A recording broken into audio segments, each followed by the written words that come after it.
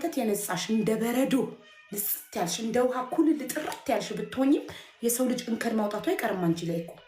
ስለዚህ አንቺ ያመንሽበትን ህይወቴ ብለሽ የመረጥሽውን ህይወት ስትኖሪ በኩራት ደረትሽን ነፍተሽ ያለፈ ህይወትሽ ሴተኛ አዳሪ ከነበርሽ ሴተኛ አዳሪ ነበርኩ ዛሬ አይደለሁም እንትን ነበርኩ እንዲህ ነው እውነተኛ ህይወትሽን ተናግረሽ በእውነተኛው ህይወትሽ የተቀበለሽ ይቀበልሽ፣ ያልተቀበልሽ ባናቱ ይተካል። ማን ምን ያመጣል? ማን ያስተዳድርሻል? ማን ያኖርሻል? የሚያኖርሽ አንደኛ ፈጣሪ፣ ሁለተኛ ጉልበትሽ ነው። በጉልበትሽ ሰርተሽ እውቀት ካለሽ በእውቀትሽ፣ እውቀት ከሌለሽ በጉልበትሽ ሰርተሽ በገንዘብሽ የቤት ኪራይሽን ከፍለሽ በገንዘብሽ በልተሽ ቢያምሽ በገንዘብሽ ታክመሽ ለምትኖሪው ለማን ብለሽ? ሰው እኮ ምንም ብትሆኝ እኮ ስለ አንቺ ማውራቱን አይተው። ምንም ብትሆኝ፣ ቆንጆ ብትሆኝ፣ አስቀያሚ ብትሆኝ፣ የተማርሽ ብትሆኝ፣ መሀይም ብትሆኝ፣ ሀብታም ብትሆኝ፣ ድሃ ብትሆኝ፣ ታዲያ የሰው ወሬና የሰው ትችት ፈርተሽ ለምን ትደብቂያለሽ ህይወትሽን? ፎርዋት እና ደካማ ጎኔ ነው ብለሽ የምታስቢው አንቺ ነሽ።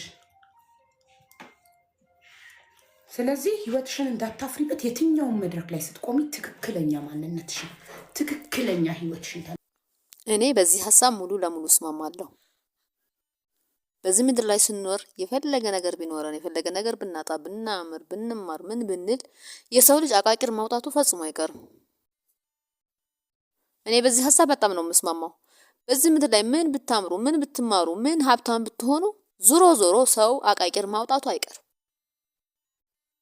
ስለዚህ በፈጣሪያችሁ ጋር የሚያጣላ ነገር እስካልሰራችሁ ድረስ የሰው እስካልበደላችሁ የሰው ሀቅ እስካልወሰዳችሁ ድረስ ስለ ሰው አትጨነቁ። በቃ ፈታ ብላችሁ ኑሩ።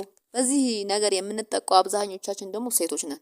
ከወንዶቹ ይልቅ ሴቶች በዚህ ጉዳይ እንጠቃለን፣ በማህበረሰቡ ደረጃ ማለት ነው። ስለዚህ ዘና ፈታ ብላችሁ ህይወታችሁን ኑሩ። ለሰው አትጨነቁ። ሰው ምን ይለኛል አትሉ። ሰው ማለቱን ስለማይተው ማለት ነው።